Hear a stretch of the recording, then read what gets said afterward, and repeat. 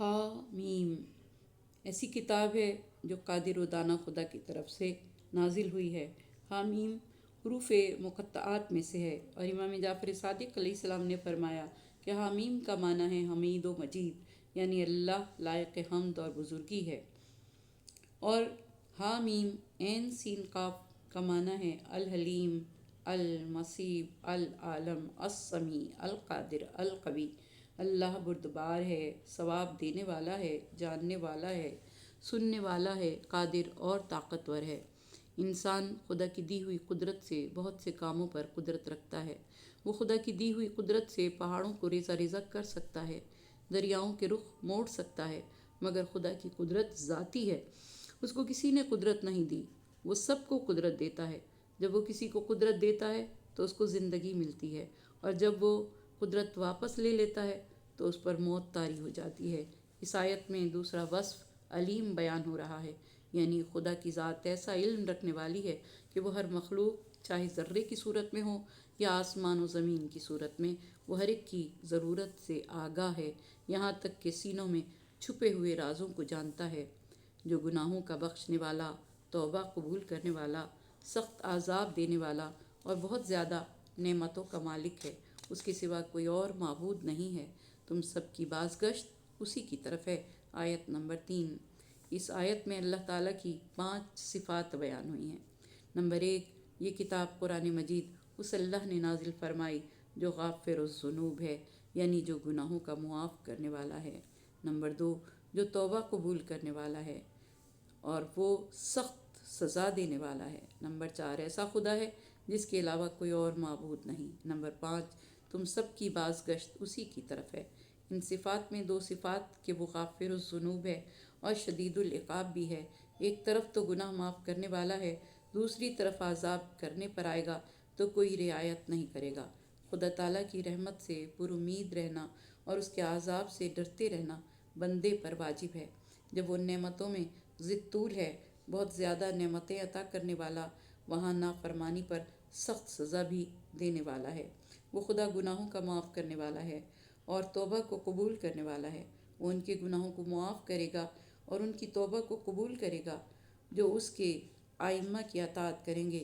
مولائے کائنات علی ابن ابی طالب علیہ السلام کے شیعہ ہوں گے، ان کے ماننے والے ہوں گے اور ان کے راستے پر چلتے ہوں گے۔ اللہ کی آیات کے بارے میں صرف کفار ہی جھگڑا کرتے ہیں، لہٰذا ان کا شہروں میں چلنا پھرنا آپ کو دھوکے میں نہ رکھے۔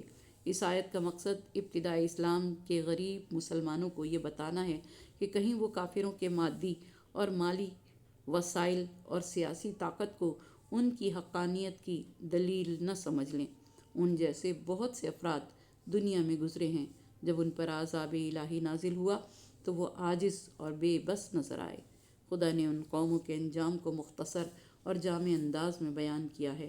قوم عاد، قوم سمود، قوم فرعون، قوم لوط، جنہیں سورہ صاد کی آیت نمبر 12 اور 13 میں احزاب کے نام سے یاد کیا گیا، ان کے بارے میں فرمایا یہ وہ احزاب تھے جنہوں نے ایک دوسرے کے ساتھ مل کر اپنے اپنے دور کے انبیاء کو جھٹلایا، کیونکہ ان انبیاء کی دعوت ان لوگوں کے ناجائز مفادات اور خواہشات نفسانی کے خلاف تھی۔ ان لوگوں نے صرف جھٹلانے پر ہی اکتفا نہیں کیا، بلکہ ان میں سے ہر امت نے سازش تیار کی کہ اپنے نبی کو پکڑیں، انہیں تکالیف پہنچائیں، قید خانے میں ڈال دیں یا قتل کر ڈالیں۔ حق کو مٹانے کے لیے باطل باتوں کا سہارا لیا اور لوگوں کو گمراہ کرنے پر ڈٹے رہے، لیکن مناسب موقع پر ہم نے انہیں پکڑ لیا اور سخت سزا دی۔ تمہارے سفر کے دوران میں ان شہروں کے کھنڈرات تمہیں نظر آتے ہیں، دیکھو اور اس سے عبرت حاصل کرو۔ ما یجادل فی آیات اللہ، اس میں آیت اللہ سے مراد ائمہ خدا ہیں، یعنی ائمہ خدا کے بارے میں سوائے کفار کے کوئی اور جھگڑا نہیں کرے گا۔ ان سے پہلے نوح کی قوم نے اور ان کے بعد آنے والی اقوام نے اپنے پیغمبروں کو جھٹلایا، اور ہر امت نے سازش کی، اپنے پیغمبر کو تکلیف میں مبتلا کیا۔ انہوں نے حق کو مٹانے کے لیے مجادلہ باطل کیا، میں نے ان کو سخت سزا دی، دیکھیے خدا کا عذاب کیسا ہے۔ آیت نمبر 5، والاحزاب من بعدہم، اور ان کے بعد بہت سے گروہ سے مراد انبیاء کے اصحاب کا وہ گروہ ہے جو تفرقے سے دوچار ہوئے اور نبی کے بعد انہوں نے نبی کے خلفاء اور نبی کی اہل بیت کی اطاعت نہ کی۔ ہر قوم نے اپنے رسول کو گرفتار کرنے کا ارادہ کیا۔ اس سے مراد ہے کہ ہر امت نے ارادہ کیا کہ وہ اپنے رسول کو گرفتار کریں تاکہ ان کو قتل کر دیں، حق کو مٹا دیں اور ان کو حق سے دور کر دیں، مگر میں نے انہیں پکڑ لیا۔ پھر دیکھ لو کہ میری سزا کیسی سخت تھی۔ کافروں کے متعلق تیرے رب کا یہ فیصلہ واقع ہو چکا ہے کہ وہ دوزخ کا ایندھن بننے والے ہیں۔ آیت نمبر 6۔ امام محمد باقر علیہ السلام سے منقول ہے کہ اس کا مفہوم یہ ہے کہ اس آیت کے مصداق میں بنی امیہ اور منافقین شامل ہیں۔ وہ شامل ہیں جنہوں نے احکام رسالت کو ماننے سے انکار کیا اور بعد نبی دین اسلام کو چھوڑ کر منافقت کے راستے پر چلے۔ وہ فرشتے عرش کو اٹھائے ہوئے ہیں جو اس کے ارد گرد ہیں، سب اپنے رب کی حمد و ثنا کے ساتھ تسبیح کر رہے ہیں اور اس پر ایمان لائے ہیں اور ایمان لانے والوں کے لیے طلب مغفرت کرتے ہیں۔ اے ہمارے رب، تیری رحمت اور علم ہر چیز کا احاطہ کیے ہوئے ہے، بس تو ان لوگوں کو بخش دے جنہوں نے توبہ کی اور تیرے راستے پر چلے، انہیں عذاب جہنم سے بچا لے۔ آیت نمبر 7۔ امام جعفر صادق علیہ السلام نے فرمایا کہ مجھے قسم ہے اس ذات کی جس کے قبضہ قدرت میں میری جان ہے، آسمانوں میں ملائکہ کی تعداد زمین کے ذرات سے بھی زیادہ ہے۔ آسمانوں میں ایک قدم کے برابر بھی جگہ ایسی نہیں ہے کہ جس میں ایک فرشتہ نہ ہو جو خدا کی حمد و تسبیح و تقدیس نہ کر رہا ہو۔ زمین پر ہر درخت پر ایک فرشتہ موکل ہے جو اس کی حمد و تسبیح کر رہا ہے۔ کوئی جگہ ایسی نہیں ہے کہ جس پر ایک فرشتہ موکل نہ ہو جو اس کی حمد و تسبیح کرتا ہو۔ خدا کے پاس ان کا عمل آتا ہے اور وہ ان کے اعمال سے آگاہ ہے۔ وہ ہر روز ہماری ولایت کے ذریعے خدا کا قرب حاصل کرتے ہیں اور ہمارے ساتھ محبت کرنے والوں کے لیے مغفرت طلب کرتے ہیں اور ہمارے دشمنوں پر لعنت کرتے ہیں۔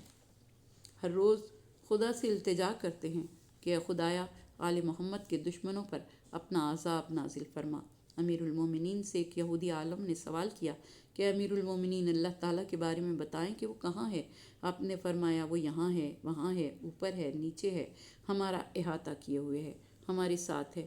یہ اس کا ہی قول ہے کہ کبھی 3 بندے سرگوشی نہیں کرتے مگر یہ کہ ان کا چوتھا اللہ ہوتا ہے، نہ 5 کرتے ہیں مگر یہ کہ ان کا چھٹا اللہ ہوتا ہے، اور نہ اس سے کم ہو سکتے ہیں نہ اس سے زیادہ مگر یہ کہ وہ جہاں کہیں بھی ہوں اللہ ان کے ساتھ ہوتا ہے۔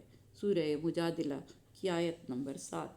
بس اس کی کرسی آسمانوں اور زمینوں اور جو کچھ اس کے درمیان ہے اور جو کچھ تحت الثری کے لیے ہے، وہ اس سب کا احاطہ کیے ہوئے ہے۔ اگر تم اس کو بلند آواز سے پکارو، بس تحقیق وہ پوشیدہ اور خفی بھی جانتا ہے۔ سورہ طٰہٰ کی آیت نمبر 7۔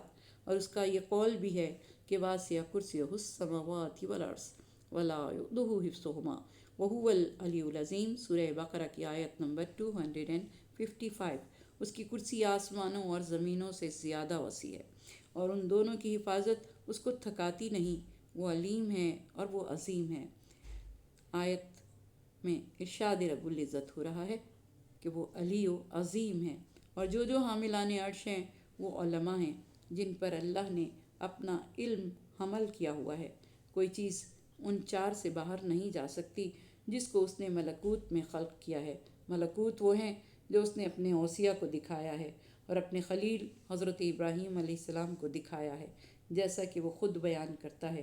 اور اسی طرح ہم نے ابراہیم علیہ السلام کو آسمانوں اور زمین کی سلطنت دکھائی ہے تاکہ وہ ہمارے یقین کرنے والوں میں سے ہو جائے۔ سورہ انعام آیت نمبر 75۔ تو عرش خدا کو اٹھانے والے اللہ کو کس طرح اٹھا سکتے ہیں، حالانکہ اس کی دی ہوئی زندگی سے ان کے دل زندہ ہیں اور اس کی دی ہوئی طاقت سے انہوں نے عرش کو اٹھا رکھا ہے اور اس کے نور کے سبب وہ اس کی معرفت حاصل کرتے ہیں۔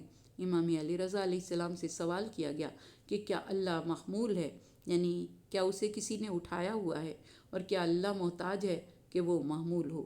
امام علیہ السلام نے فرمایا، ہر محمول مفعول ہے جس کی نسبت غیر کی طرف ہوتی ہے، یعنی کسی نے ان کو اٹھایا ہوا ہے اور وہ غیر کا محتاج ہے۔ معمول ہونا ایک نقص ہے، اٹھانے والا فاعل ہے، اور اس کے لفظ میں بھی مدحت پائی جاتی ہے کہ وہ اتنا طاقتور ہے کہ اس نے اٹھا رکھا ہے۔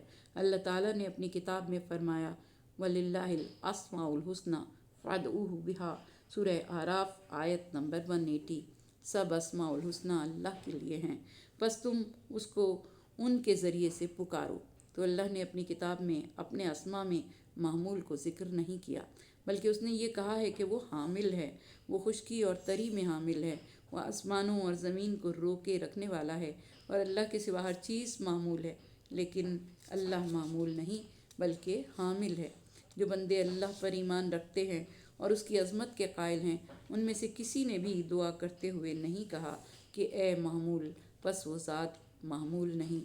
آپ سے پوچھا گیا کہ سورہ حاقہ آیت نمبر 17 میں ارشاد ہے کہ تیرے رب کے عرش کو 8 اٹھانے والے ہوں گے، تو آپ نے فرمایا کہ عرش اور ہے، اللہ اور ہے۔ عرش اس کے علم و قدرت کا نام ہے، ہر چیز اس کے عرش میں ہے۔ اس نے اٹھانے کی نسبت غیر کی طرف دی ہے جو اس کی مخلوق ہے، ورنہ کوئی اس کو اٹھانے کی طاقت نہیں رکھتا، کیونکہ اس کی مخلوق کو اٹھانا بھی ان کے لیے ناممکن تھا۔ اس کے عرش کو اٹھانے سے مراد اس کا علم ہے۔ یہ مخلوق اس کے عرش کے گرد تسبیح کرتی ہے اور اس کے علم کے تحت عمل کرتی ہے۔ ملائکہ اس کے بندوں کے اعمال بھی اس کے علم کے سبب سے لکھتے ہیں۔ وہ خود فرماتا ہے ثم استویٰ علی العرش، پس خود عرش اور جنہوں نے اس کو اٹھایا ہوا ہے، اور جو عرش کے گرد طواف کرنے والے ہیں ان سب کو اللہ نے اٹھایا ہوا ہے، اور وہ ان کی حفاظت کرنے والا ہے، ان کو روکے ہوئے ہے۔ وہ ہر نفس پر قائم ہے، ہر چیز کے اوپر ہے، ہر چیز سے بلند و بالا ہے، اس کو معمول نہیں کہا جا سکتا، اس طرح کے اوصاف کی طرف اس کو نسبت نہیں دی جا سکتی۔ آپ سے پوچھا گیا کہ آپ ان تمام روایات کی تکذیب کر رہے ہیں جو بیان کرتی ہیں کہ جب اللہ غضبناک ہوتا ہے تو اس کے غضبناک ہونے کی فقط ایک صورت میں شناخت و علم ہوتا ہے کہ اس وقت اس کے عرش کے اٹھانے والوں کے کندھوں پر بوجھ زیادہ ہو جاتا ہے، تو ان کو معلوم ہو جاتا ہے کہ اللہ غضبناک ہو گیا ہے، بس وہ سجدے میں گر جاتے ہیں، اور جب اللہ کا غضب ختم ہو جاتا ہے تو بوجھ ہلکا ہو جاتا ہے، تو وہ سب اٹھانے والے اپنی حالت پر واپس آ جاتے ہیں اور اپنے محل و مقام پر آ جاتے ہیں۔ امام علیہ السلام نے فرمایا کہ یہ بتاؤ کہ آج تک اللہ ابلیس پر لعنت کر رہا ہے، تو پھر وہ ابلیس پر غضبناک بھی ہے، وہ کب اس سے راضی ہوا تھا کہ اٹھانے والوں کا بوجھ ہلکا ہو گیا ہو؟ وہ ہمیشہ سے اس پر غضبناک ہے، اس کے دوستوں، اس کے پیروی کرنے والوں سے غضبناک ہے اور ناراض ہے، تو تم کیسے بیان کرتے ہو کہ وہ ایک حالت سے دوسری حالت میں تبدیل ہوتا ہے اور اس کی کیفیت بدلتی ہے؟ یہ مخلوق کے اوصاف ہیں، وہ ان اوصاف سے پاک، منزہ اور بلند و بالا ہے، وہ زائل و تبدیل ہونے والوں میں سے نہیں، وہ سب سے بلند و بالا اور ارفع و اعلیٰ ہے۔ ہر شے اس کی قدرت و تدبیر میں ہے، ساری کائنات اس کی محتاج ہے، وہ ہر چیز سے غنی اور بے نیاز ہے۔ امام جعفر صادق علیہ السلام نے فرمایا کہ اللہ تعالیٰ کے کچھ ایسے فرشتے ہیں جو ہمارے شیعوں کی پشتوں سے گناہوں کو ایسے گراتے ہیں جیسے خزاں کے موسم میں ہوا خشک پتوں کو درختوں سے گراتی ہے۔ اسی کو اللہ کا یہ قول بیان کرتا ہے کہ وہ فرشتے اپنے رب کی تسبیح کرتے ہیں اور ایمان والوں کے لیے طلب مغفرت کرتے ہیں۔ آیت نمبر 7۔